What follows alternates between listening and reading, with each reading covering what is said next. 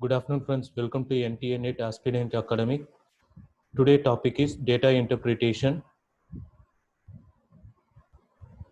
So 3/12/2019 Department of Law கேட்ட data interpretation topic தான் இன்னைக்கு பார்க்க போறோம். So question நல்லா read பண்ணி பாருங்க. So என்ன கொடுத்திருக்காங்க அப்படின்னு observe பண்ணுங்க. Consider the table given below for total export of 6 countries over 5 years is given. So export மட்டும் தான் கொடுத்திருக்காங்க. Then so formula எதுவும் கொடுத்திருக்காங்களான்னு பாருங்க. So இங்க formula வந்து கொடுத்திருக்காங்க. Assume profit equal to export minus import. Then so problem solve பண்றதுக்கு முன்னாடி row wise and column wise total வந்து calculate பண்ணுங்க. So 3 or 4 sumsக்கு இந்த total வந்து தேவைப்படலாம். So ஒரு சம்முக்கு தனித்தனியா total வந்து கண்டுபிடிக்காதீங்க. So time வந்து கொஞ்சம் மிச்சப்படுத்தலாம்.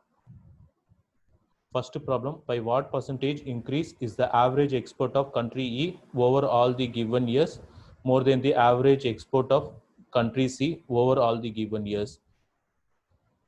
So first average export of country E வந்து எடுத்துக்கிறோம்.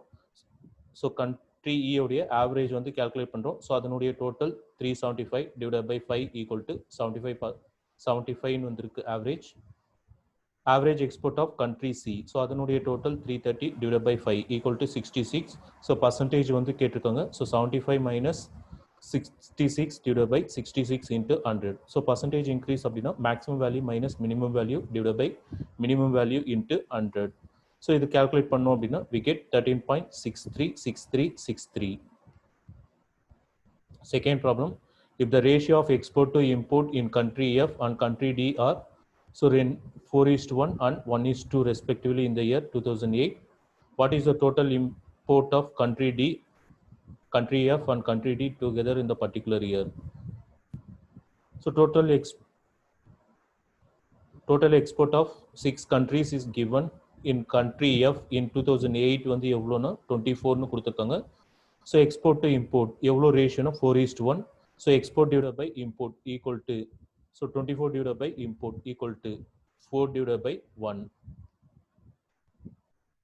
So இதில் import வந்து calculate பண்ணுறோம். So import வந்து calculate பண்ணோம் அப்படின்னா 6 னு வந்திருக்கு. Then country D in 2008 equal to 45 னு கொடுத்திருக்காங்க. So export to import எவ்வளோ ரேஷியோ அப்படின்னா 1:2. export divided by import equal to 1 divided by 2. So இதில் import வந்து calculate பண்ணோம் அப்படின்னா 90. Total import of country F and country D in that year. So 6 plus 90 equal to 96.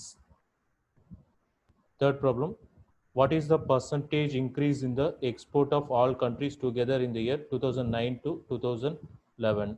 So export of all countries 2009 வந்து எவ்வளோ அப்படின்னா 270. export of all countries 2011 வந்து 375. So percentage increaseக்கு maximum value minus minimum value divided by minimum value into 100. So இது calculate பண்ணோம் அப்படின்னா we get 38.888 வந்திருக்கு. So given problemsல option mixed fraction கொடுத்திருக்காங்க. So 8 divided by 9 வந்து divide பண்ணோம் அப்படின்னா so 0.888 னு வரும். Then fourth problem, if the export of country A in the year 2013. So questionல 2012 வரைக்கும் தான் கொடுத்திருக்காங்க. So fourth problemல 2013 உடைய export எப்படி இருக்கணும் அப்படின்னு இருக்காங்கன்னா so 20% more than the total export of country B in 2011 and export of country E in 2010. So 20% அதிகமா இருக்குன்னு இருக்காங்க. Then so what is the profit of A in that year 2013? Import was rupees 92 crore for that year.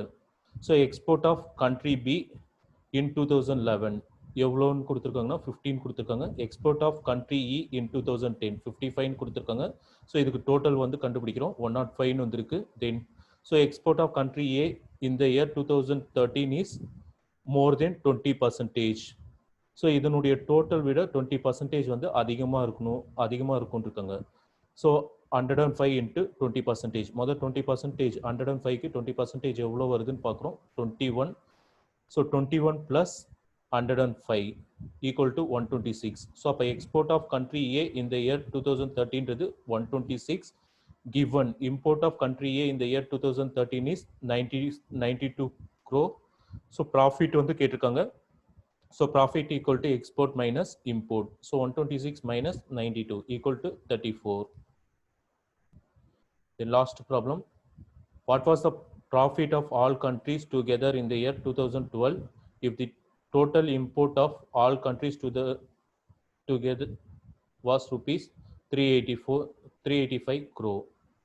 Total export of all countries in the year 2012 வந்து எவ்வளோ அப்படின்னா 510 crore. So import வந்து அந்த இயர்க்கு எவ்வளோ கொடுத்துருக்காங்க அப்படின்னா 385 crore. ஸோ ப்ராஃபிட் வந்து கேட்டிருக்காங்க.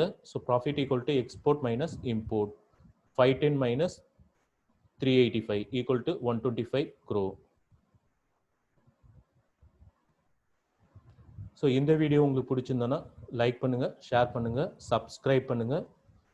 ஸோ டேட்டா இன்டர்பிரிட்டேஷன் டாபிக் பொறுத்தவரை கொஸ்டின் நம்ம அப்சர்வ் பண்ணானா தான் ஸோ நம்ம சால்வ் பண்ணி 5 out of 5 வந்து கரெக்டாக வாங்க முடியும்.